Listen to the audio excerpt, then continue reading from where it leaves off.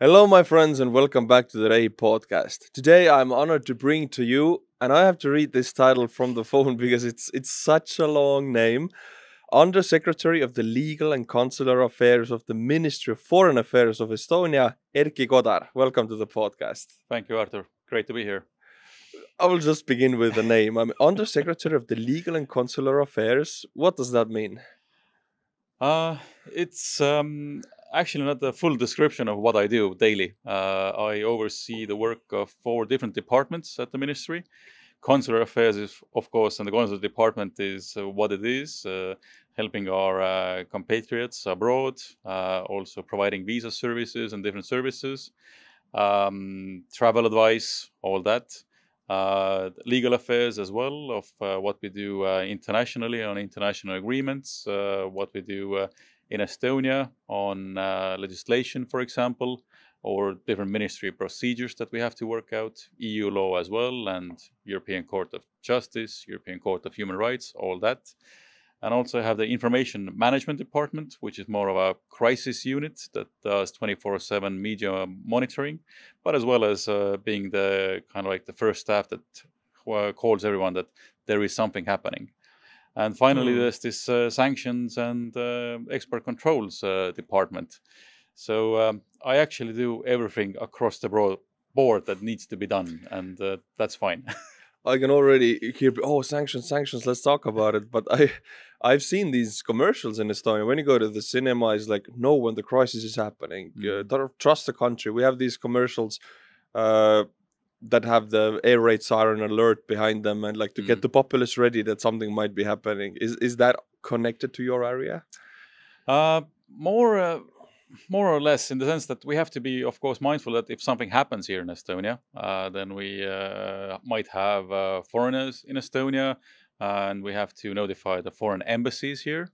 So that's one of the things that we have to be prepared for. But on sanctions and export controls, export restrictions, it's more like we really developed a policy for the sanctions of what we want from the EU, what's happening in the UN. And of course, Russia and Ukraine file has been the most predominant, but of course, Iran as well lately. And on export controls is that we try to keep an eye on what can move across our borders. How does our own defense industry work? Because they are developing very specific, very sensitive things now as well here in Estonia. How do we export them? What are the end user licenses? And all that. So we have this peculiar balance of trying to find ways of how to sanction the countries or sanction the entities and persons, but at the same time allow your own industry to grow in a controlled manner, and that we also understand where these things are going and are they going where they should be going. So if we want to allow our own industry to grow, this in a way hinders the sanction efforts, right? Because we need some stuff from the country. Depends, but I'd say this Russian aggression in Ukraine has very much actually shaken up these different supply chains and logistics. People are looking for parts in different kinds of different countries of the world that they previously might not have. And of course, I'd say it's actually vice versa, because what we are seeing that Russia needs components and high technology from the West rather than we need from them. But of course, what Europe has been predominantly relied upon is that energy sector, oil, gas, and different types of ores like iron, etc. So these are the things that we were dependent on, and what we are now really going away from. Is there a way to substitute all of that to push Russia completely out, or is it not that even the goal to completely push them out? I don't know what the full goal is actually, because the goal depends on what's happening on the battlefield. Sanctions are supposed to be temporary things that you kind of use them to modify your opponent's behavior, that they would come back to be a normal, let's say, actor in the international sphere.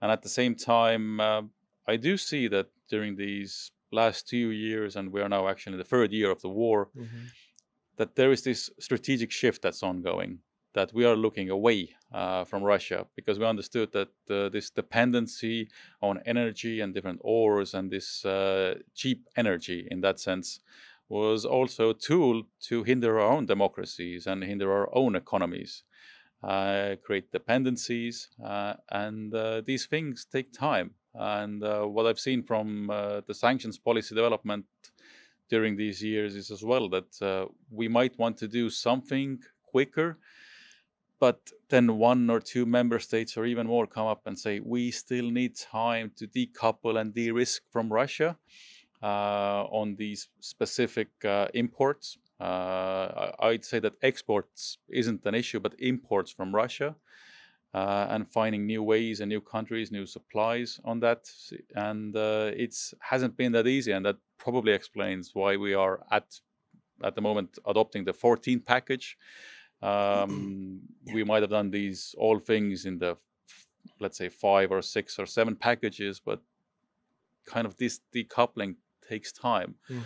So what we try to achieve as well at the EU level on sanctions is that the sanctions bite more Russia or the other states rather than our own economies.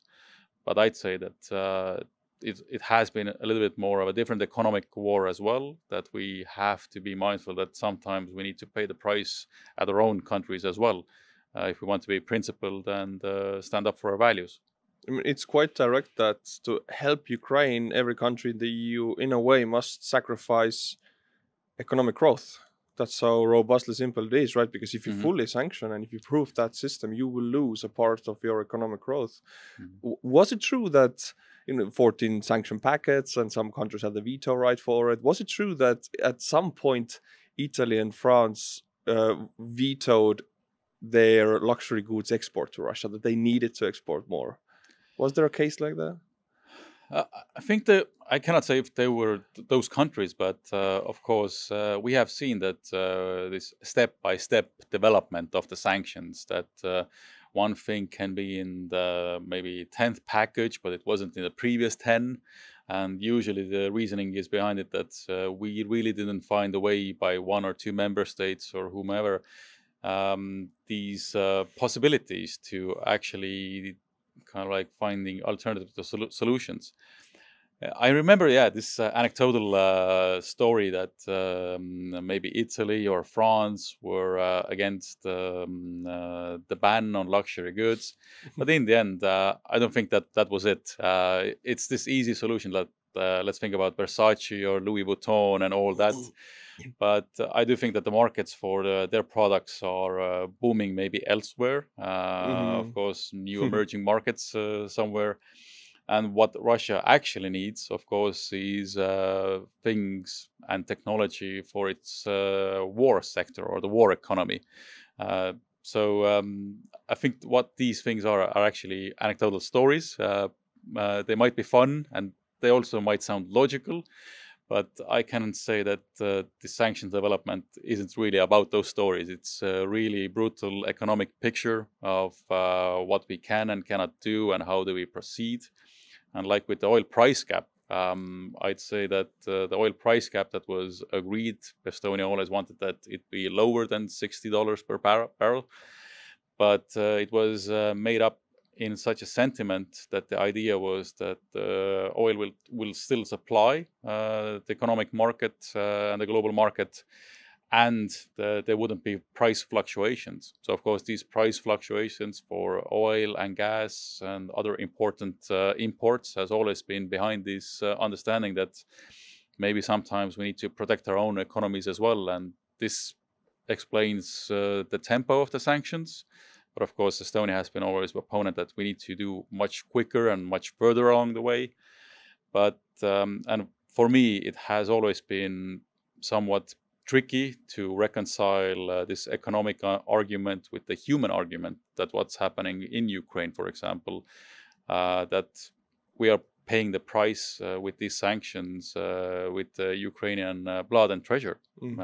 So maybe we can be more quicker and nimble and agile, but that's one member state against the other 26. But of course, we have allies there as well. But you mentioned about gas and oil price cap. there was this drama. Perhaps it's again an Mm. anecdote or a story, but many news outlets were publishing how United States very strongly advised Ukraine not to attack Russian oil refineries. And now Mhm. later we found out that the fact that they attacked the oil refineries forced Russia to export even more crude oil because they couldn't refine it, Mhm. which in the end brought the oil prices down a little bit. So where's the truth in that? I think the first truth is that Ukraine has its own right and obligation to wage this war as they see fit. That's the primary argument. And if they see that these oil refineries or other types of economic targets really contribute to the war effort of Russia, contribute to the logistics as well as the cost and the price that they gain from these products, then that's for Ukraine to decide and to target as they see fit under the law of armed conflict. So no hard feelings there. I know that this argument was made about whether it would actually kind of create fluctuations in the market, but as much as we've seen, it's a different type of way of enforcing the price cap, if you could say like this, that they are enforcing the sanctions by kinetic means. And that's what we subscribe to. It's maybe a different way of approaching from the sanction side.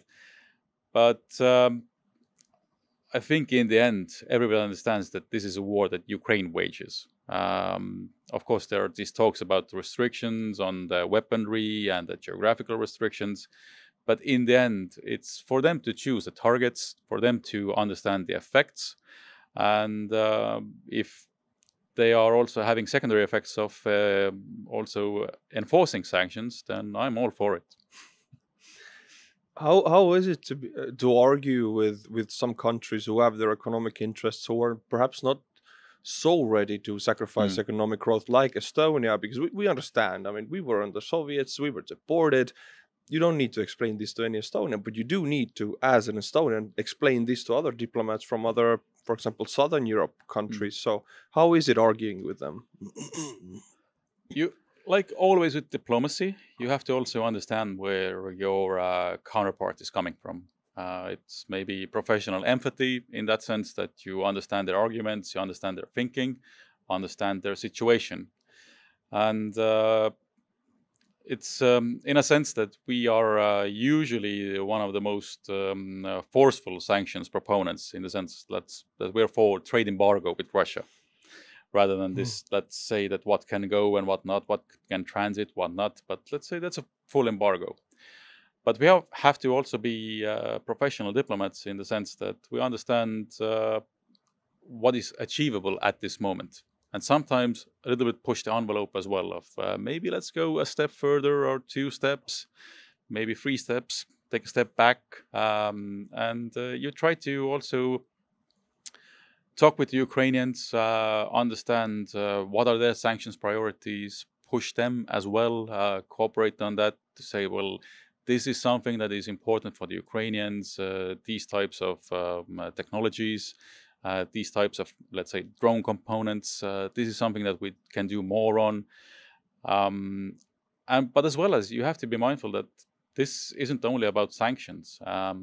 It is the total toolbox that we are using against Russia and against their aggression.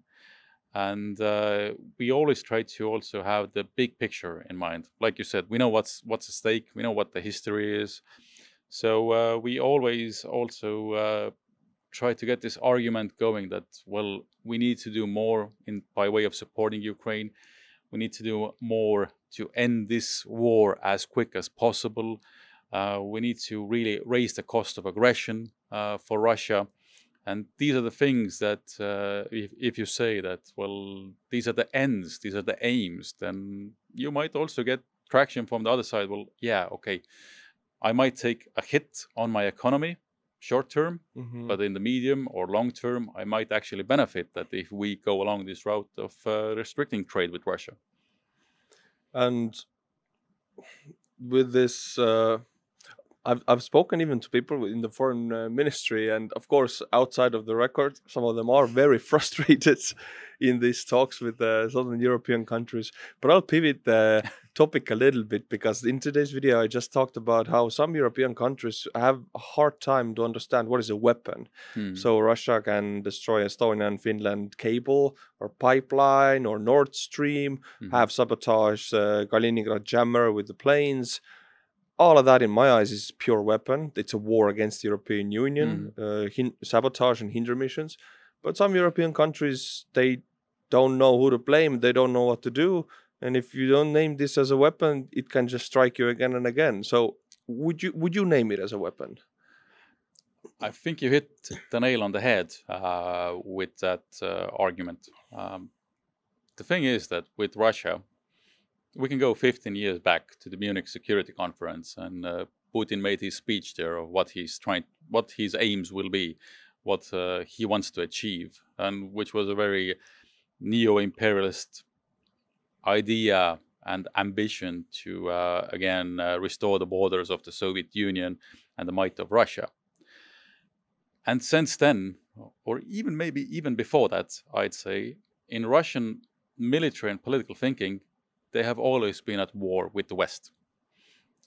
But the problem seems to be, and it's not a problem for maybe Estonia and the Baltics and others in this region, but a lot of Western countries, and I've said this on the record as well, haven't recognized that Russia is at war with them. So if Russia is at war with you, you have to also understand that, well, this is now a war. Thankfully, it's not in the sense of aggression, troops coming over the border, etc. But it's war by other means. It's war by other fields, like you mentioned, things happening, pipelines maybe, sabotage, even kicking in the windows of the Ministry of Interior's cars, for example. There are warehouses burning in London. There are people being killed in Spain due to their links with Ukraine and the war and our efforts to support Ukraine. So we have to be mindful that this is hybrid warfare. These are hybrid operations. And as you know from the Russian military thinking, these are the things that you use to shape the battlefield to your advantage. It might not be that you want to achieve military incursion, but these are the things that shape the overall picture. And this is what they're doing. In the sense, I do think that the understanding is now switching, what we have been seeing for the last maybe 6 months, to say, that there are more of these operations and things popping up. Like today, Poland said that 9 people were also arrested due to involvement in such operations. That all the European countries and even the US, I'd say, and Canada are understanding what's at stake, what's happening with them, that these are not things that just pop up, that they are out of the context. They have very close links and understandings of how they are being operated, directed, and also improvised by the Russians. I think there also has been a switch in the European Union and in NATO during the last month, where we have seen that these hybrid operations have been condemned and taken as such, that these are our operations against us by Russia. So I think we're in a pivotal moment of how do we approach them. And of course, the main element is for them to sow confusion among our population, sow confusion against the rule of law, but as well as to kind of like make us doubt ourselves, that are we in it for the long haul in supporting Ukraine, that there's a price for us to pay as well. But I'd say that let's be resolute and say that we are against such operations, and we will deter and we will manage. But how do you fight against it? Because if you arrest people, if you put out the fire, you're always the reactive side. How do you take initiative on the hybrid warfare when Russia has the Kaliningrad chamber and they have already damaged some railways, for example? How do you get a step ahead of that in your own country? I think there's lots that we can do that we cannot discuss about. Maybe on certain domains where we can also send signals and do something as well. Maybe cyber is maybe one of those things. But of course, you can also have explicit signals. Like we always, when something like this happens, we summon the ambassador of the Russian side. There's not an ambassador here anymore. There's a charge d'affaires. But you say that we see it, we understand it's you, and we attribute it to you. That's one of the things that you can do. Name and shame. And the second one is to really draw the red lines, that we will not accept this. And if something like this happens, then we can also respond either in kind in certain cases, or we would find ways to respond in other ways and means. And usually what happens is that we can maybe go further along the lines on sanctions that we previously couldn't, go further along in some other fields of putting the pressure on Russia by diplomatic means. And of course, I think there are ideas that we can do and also emphasize. But yeah, we have to be also mindful that we do not become the enemy ourselves. That's one of the aims as well, that we would succumb to this chaos and confusion that they're trying to create. We also have to be mindful that we are stronger than them. And if we put our combined economies together and the combined armies, like in NATO, we are. We have to be mindful of that strength, endure, and respond. So I think we can find creative ways as well, that we always do not have to be tit for tat or one-on-one with them. I'm very much looking forward, but I understand most of these ways at the beginning at least are secretive and we wouldn't know they're happening. But I'm so looking forward. It's even hard for me to imagine a free European country, press freedom, good to live, human rights as being strong and aggressive against these means, or it doesn't fit in the same sentence for me. Although everything that you said, I just agree. Armies combined stronger, countries, economic might, everything. But just democratic countries for me seem a little bit like a country you can push around. Oh. I am pro-democracy, I'm pro-human rights, but this is the picture right now painted by this war also, that the West is reacting slowly, weakly, and authoritarian countries just do stuff. Yeah, this is the simplistic understanding of how our societies work, that there's also this let's say affection for the strong man because they can do quickly and decisively, and you know, we have to deliberate. But the thing is with democracies is democracies work a little bit slower because we have the way of building consensus, way of building support and trust within our countries and nations. And that's fine because that's how we operate. That's how we create consensus. Democracies usually take time. And democracies also might sometimes go along this path of trying everything else until they arrive at the right solution, which maybe happened with the US as well, with the aid package, for example. We knew that it was going to come, but they had to try everything else until they really come to this final conclusion and understanding that this is the only way forward. So for us, of course, it takes time, and it frustrates. And it frustrates us as well as diplomats and state officials, that we want to do more. We want to be quicker on these things. But we also understand that if we move forward in unity, then we are stronger. And sometimes this unity isn't where you start the discussions on, it's where you arrive. One diplomat once told me that consensus isn't something that you arrive at the beginning of the discussions, it's where you arrive at the end of the discussions. And I think that really takes into account of how we operate in the EU and in NATO and our own democracies. And of course, we have to be also mindful of the fact that geography plays a part. Where you stand depends very much on where you sit. When we are closer to the threat, then of course we understand what the threat is, what should be done against it. The further along you are on the map, then of course your interests change. And what we're trying to do is finding common interests, finding common ground, common arguments. But I think if we look back on the 2 years and now on the third year of war, we have found those ways. We have actually been even more successful than the Russians anticipated. And they thought that the West would crumble, that we would be disjointed, disunity, we cannot mobilize. And we have proved them wrong. And I think there's more to come from Western democracies in that regard. I'll pivot to something that everybody wants to hear now, and it's the Russian foreign assets. This 300 billion that everybody tosses around like it's a hot ball. 300 billion. Let's just take it. Can you open up? Why can't we take it? Why cannot we just claim the money, buy weapons, and send them to Ukraine? Oh, well, that would need maybe a podcast or two by itself. Well, let's go back a little bit.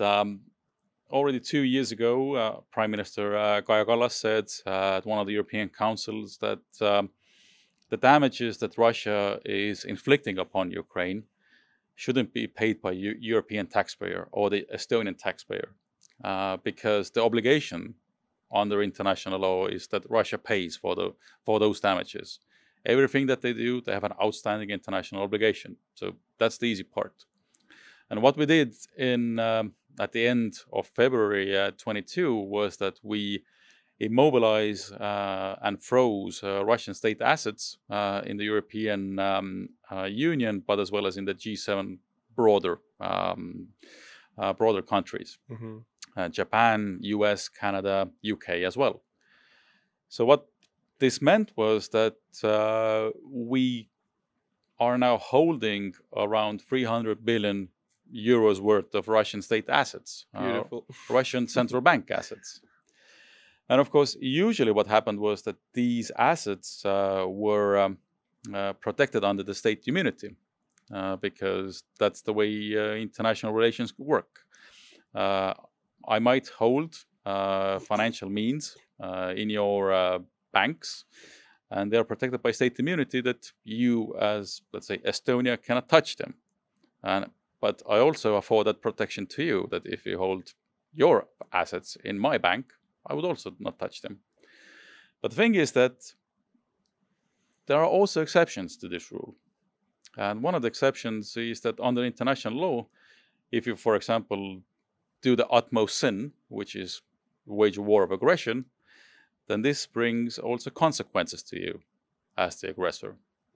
And in such cases, under very exceptional circumstances, states can also violate international law against you by way of saying that we do not accord state immunity for such assets.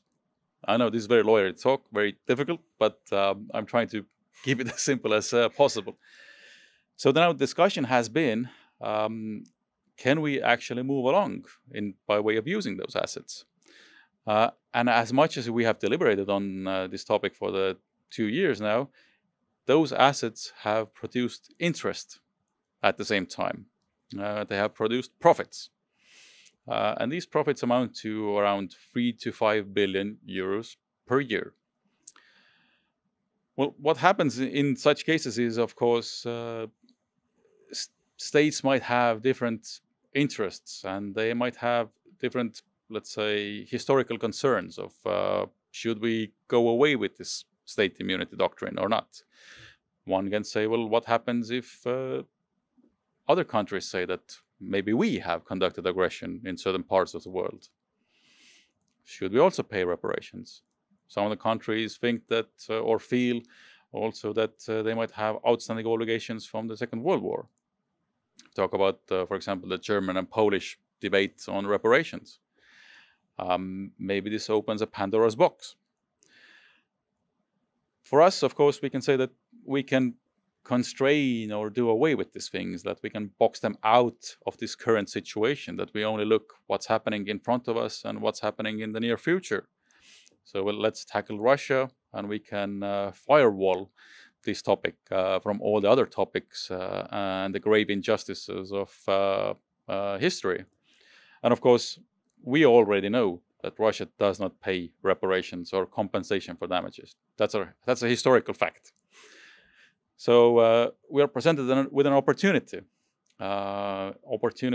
in historical terms, that what we will do with these funds. And of course, one of the arguments is that sanctions are supposed to be temporary, and these assets have been frozen under the sanctions regime. We always renew them in a 6 or 12 months period cycle. So maybe at one point we won't renew them. I think that's not a topic. We will renew them. We have always renewed them up until this day, and we will continue to renew them. So this won't go away. But there are certain, let's say, I wouldn't say misconceptions, but counter arguments by countries of using the principal 300 billion. But what we have now seen within the EU is at least, well, let's think about what we can do with the profits. And this scheme or the mechanism for using the profits has now been approved. We are in the midst of approving this mechanism of how these funds would also go to Ukraine and help Ukraine procure weaponry, support their rebuilding and recovery efforts. And the US and the G7 have also proposed a little bit more of a different mechanism of taking a loan around maybe 30 to 50 billion and use those interests that have accrued to service that loan. But in the end, all of these things boil down to that there's a scale. 300 billion is much, much more than 5 billion a year. So these things that we're deliberating on, maybe it's 50 billion or 5 billion a year, they are not the full amount that Ukraine needs.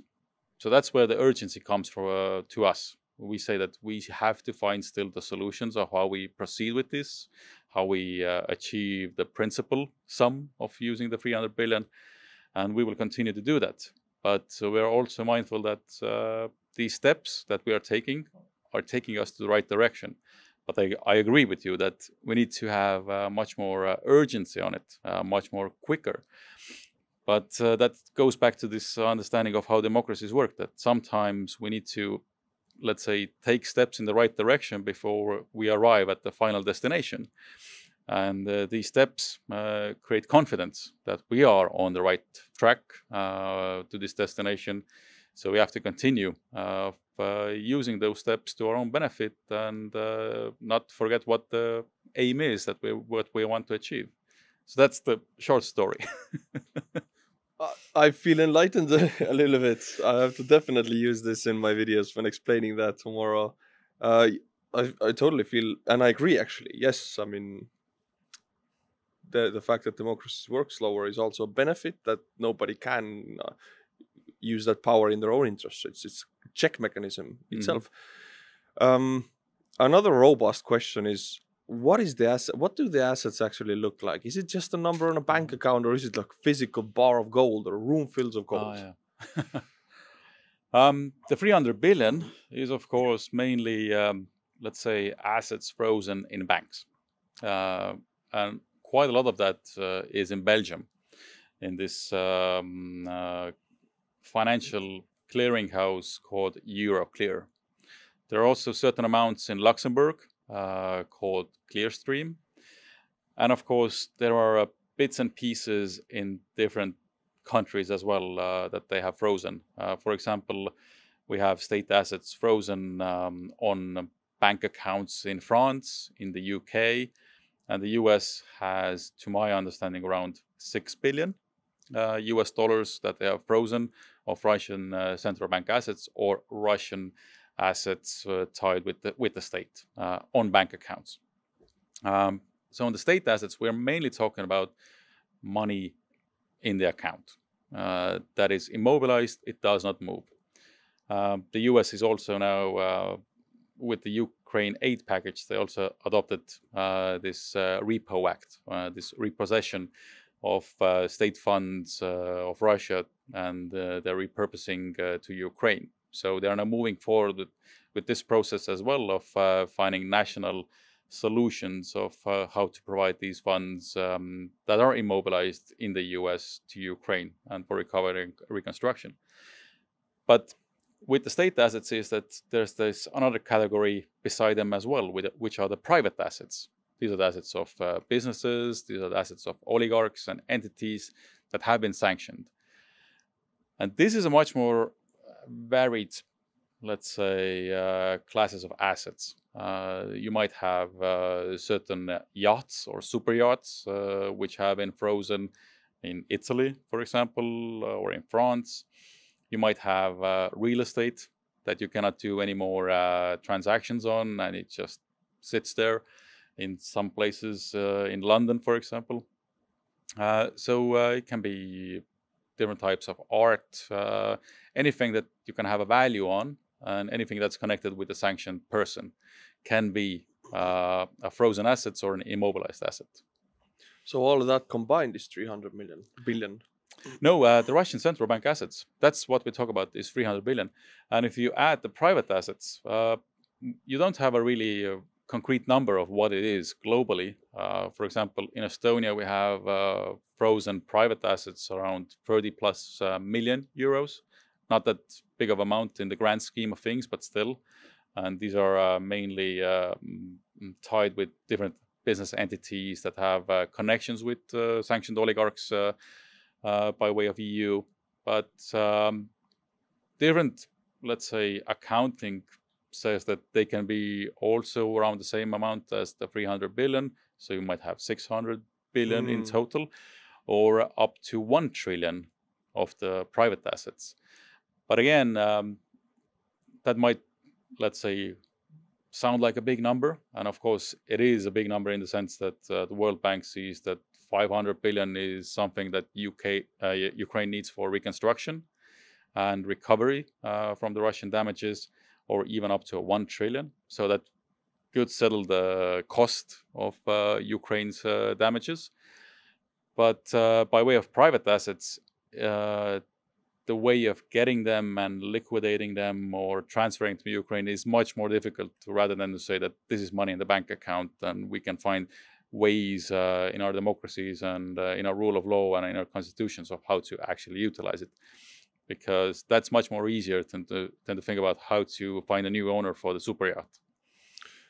But for me, it's still a bit hard to understand just a frozen number that is not backed with anything. I guess we go into the philosophy of what is money, but if you have 100 billion just as a number, not backed to anything physical, and this number, okay, we now settled, EU settles that this is locked. You cannot press enter anymore. What actually happens? It's a code, or it's a certain area of human work hours fixed in a frozen state, right? Like a massive amount. And it's just I'm confused on that. Like, where's the gold bars? Where are the gold bars? Yeah. Well, probably there are places where there might be gold bars stashed or even deposited in Western countries. I do not have that information. But what I work with is the understanding that we have at least 300 billion euros worth of Russian state assets that are frozen in the bank accounts of different banks in Europe or in the US or Canada. And it just stays there. It stopped. And what happened with this Euroclear in Belgium was that it was a clearinghouse. It actually cleared the different transactions between the parties. But when we decided to freeze Russian state assets, then those transactions were stopped. And that money just stopped there in the Euroclear. And I think we're also trying to get to grips what it actually means for the sanctions as well.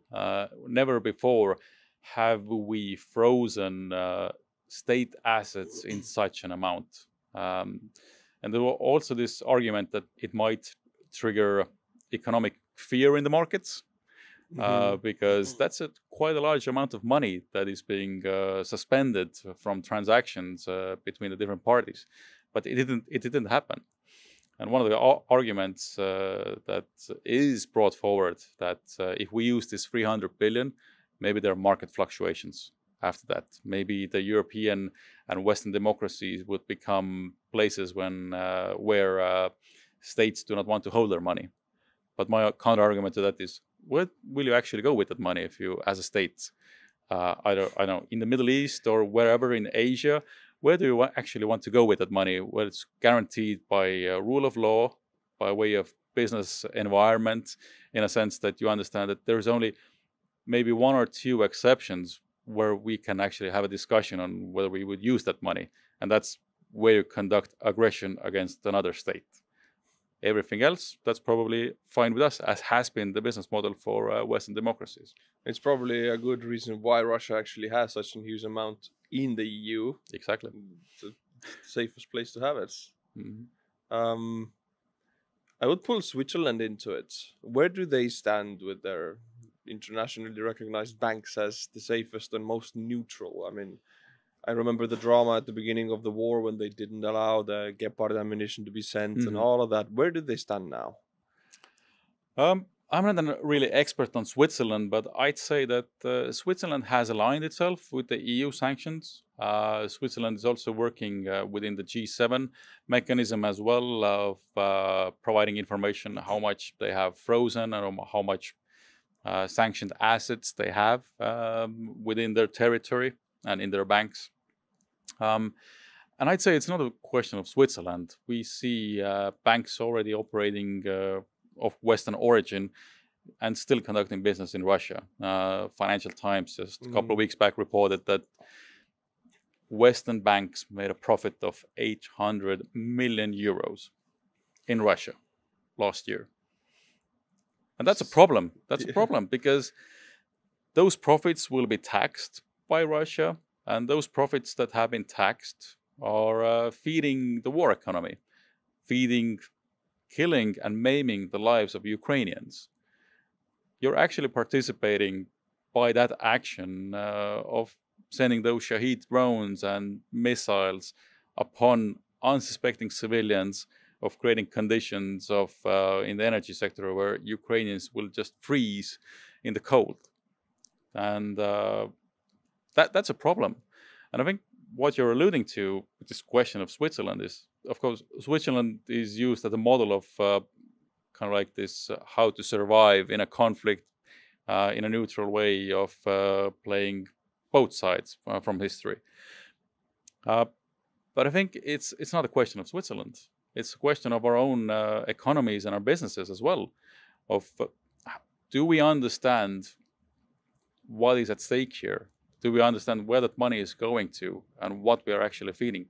And of course, I understand the business sentiment that it's hard to come away from these jurisdictions, come away from Russia.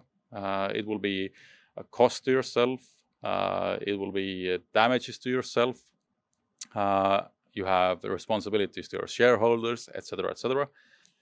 But in the long run, do you want to be affiliated with the state that is waging aggressive war against another? Because that's what you're helping. That's the bottom line. And I know that there have been these grassroots initiatives of understanding which are the businesses, even at the local food court, that are supporting still business in Russia, etc. So these are the things that we need to really drive home by way of our own actions, by way of our own demands as well.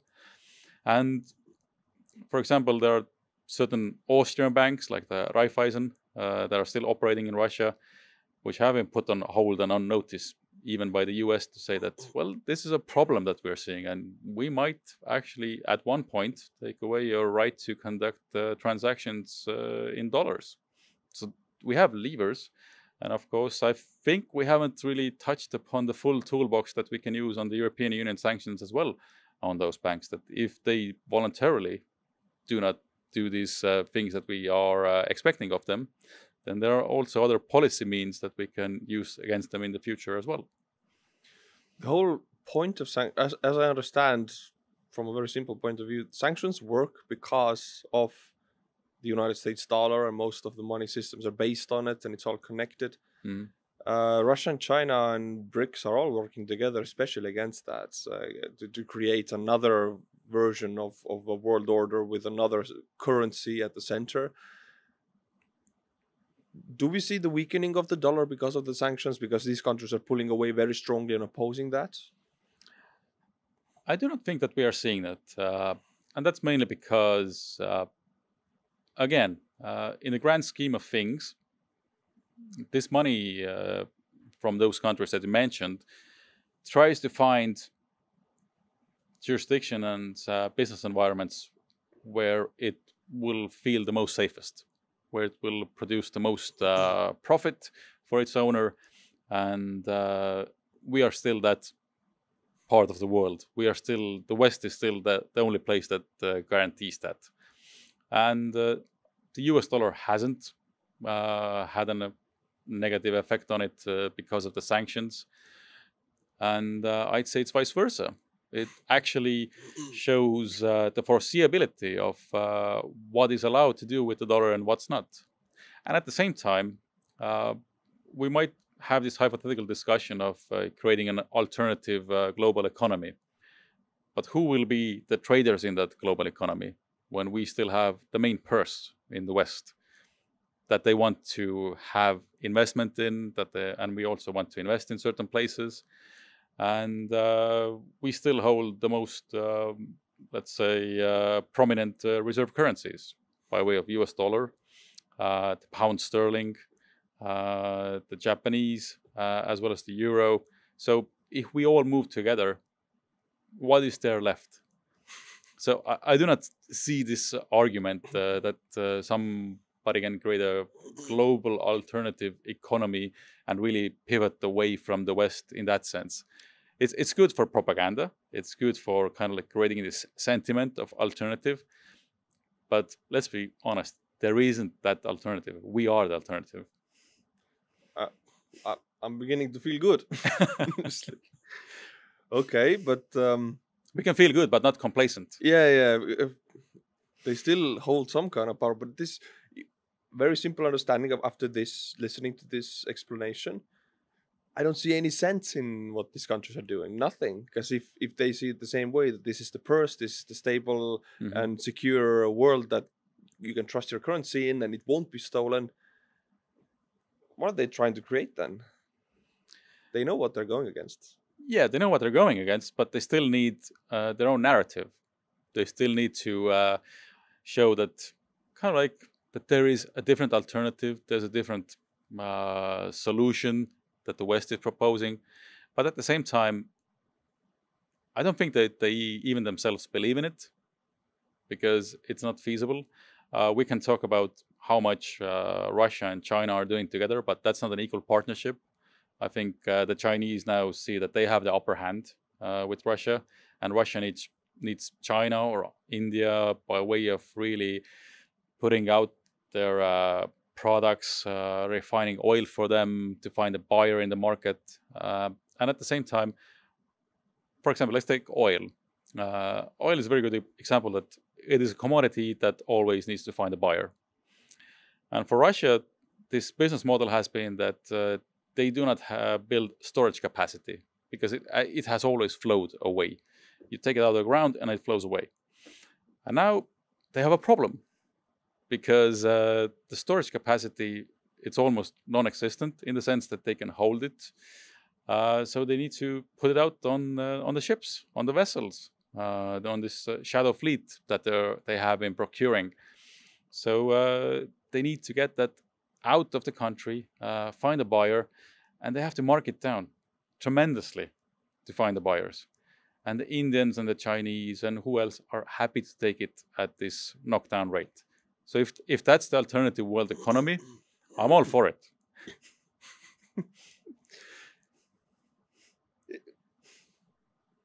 I'm confused. It really confuses me because listening to this, it's. I know it myself. I mean, euro and dollar and pound, and this is the stable foundation of this current world order we are in, and I wouldn't go against it. And the Russians know they're selling at a like 50% discount to China, to India. They're even Chinese said no to the building out the new pipelines, and I'm having a big trouble to understand the Russian mindset on continuing this. Well, of course, the Russian mindset goes against what Tommy Cash said, euros, dollars, yenis. He's a great poet of our times. Yeah. And also the great understanding that how things work. Tommy put it well. But let's be honest, they're still hoping that democracies crumble when pushed against and when shown that, well, we can do whatever we want. But it's a big bluff, right? It's a big bluff. Yeah. And what we are doing is calling that bluff. We are not accepting this understanding of us. But for them, like I said in the beginning, it's their understanding of war with us. And that's the economic war, it's the financial war, it's these hybrid operations, it's everything. These things are one part of the bigger context. This is the big plan that they have against us. And with Ukraine as well, Ukraine is just one battlefield, but there are many multiple battlefields.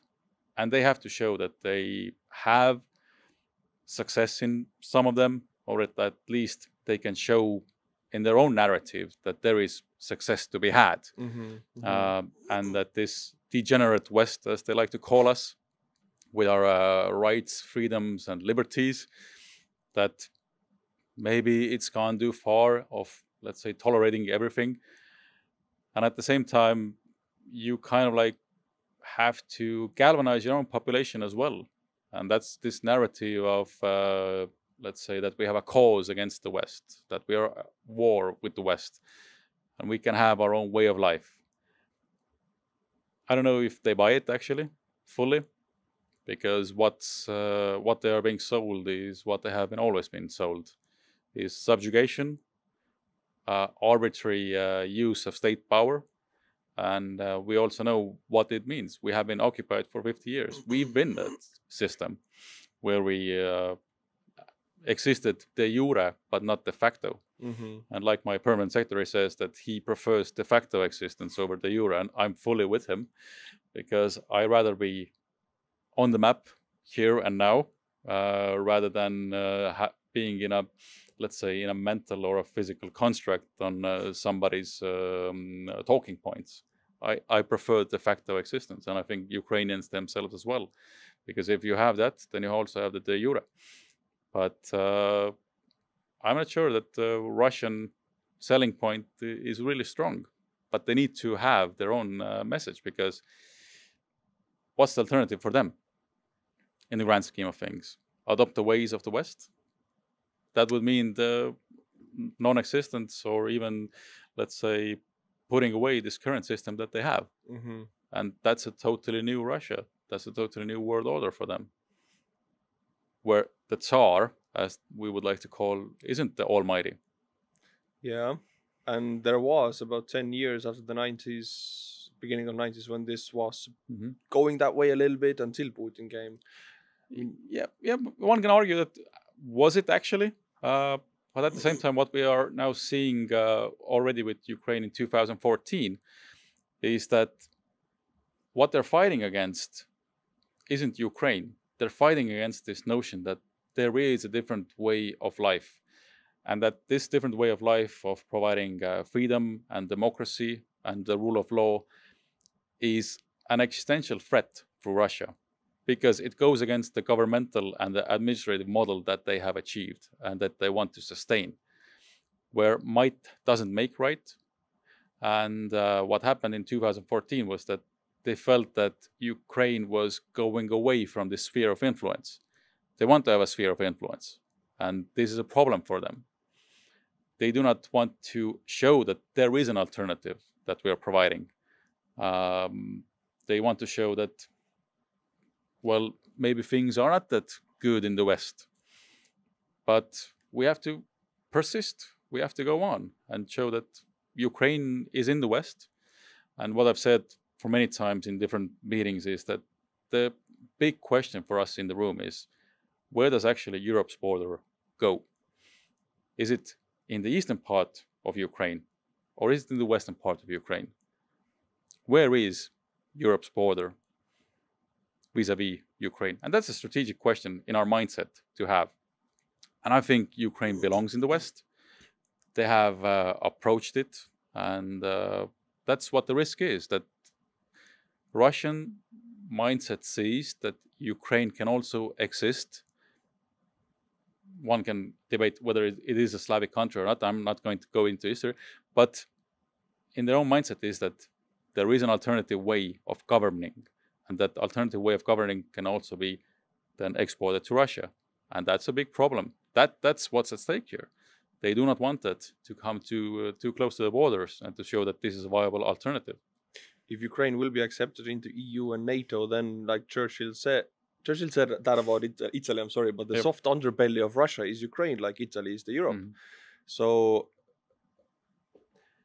for them, it's a big taken away, like the security is decreased heavily. But if Russia takes Ukraine, then they have a combined army of Russo-Ukrainian army with all of the capabilities, which would then immediately be one of the strongest armies in the world, with the experience and manpower and expertise, since both armies have now strong battlefield experience. So both sides, European Union, NATO, and Russia, have it's win or die basically. I don't see Russia losing this without losing their political system. Do you? Well, that's a 100 or even 300 billion question. What happens? For us as well, I think in the West, as taken its in totality, is the question. Let's say we have these mantras like "as long as it takes," you know them. We also have this "Ukraine mustn't lose" is one of those. Strange. Should be Ukraine must win. Those aren't policies for victory. That's not a plan for victory. Victory is that Ukraine must win. And if we say that Ukraine must win, then we have to provide that victory for them, provide that support for them. But at the same time, on the flip side, there is usually this coin as well that Russia mustn't be defeated. I think that's a wrong mindset. That's fear. Yeah, Russia must be defeated. The only time that Russia has gone back to its borders is when it has been militarily defeated. Take, for example, the Russia-Japanese war. That's when they go back. That's when they retreat. And there are different examples in history as well, but we have to give that to Russia. And it is it's an imperial war. And this is the chance for Russia's empire to find a new way of existence by way of decolonizing Russia and the mindset of imperialism. That's what we need to provide. That's what we're up against. What will be the Russia after that? I don't know. I think no one knows. But that shouldn't deter us from what we're trying to achieve, to provide territorial integrity, sovereignty for Ukraine. Because those are the principles that if we let it slide, then that, I'd say, demolishes the whole European security architecture. It demolishes also the understanding of how we work in the UN and the United Nations system. Those are the principles we really have to work with, and we really have to uphold them and be strong against any transgression and every type of overstepping. And those are the principles even the global South, Latin America, South America, Africa, Asia can get behind on and be with us on those principles. Because if we let it slide, then it becomes much, much worse in the world affairs as we now know. And the question of what will happen to Russia after that, I think that's a chance for Russia to reform itself finally, and we are giving them the chance by way of providing Ukraine's victory. Well, thank you for the podcast, and thank you for the expertise. I feel like I learned so much right now, and I need to process this honestly a little bit. Thank you for the time. Thanks for having me, Arthur. And my friends, you will see the next podcast on Monday, and podcast will always come out on Monday, 12, come rain or high water or sunset, whatever comes. So be back here and subscribe. Bye-bye, my friends.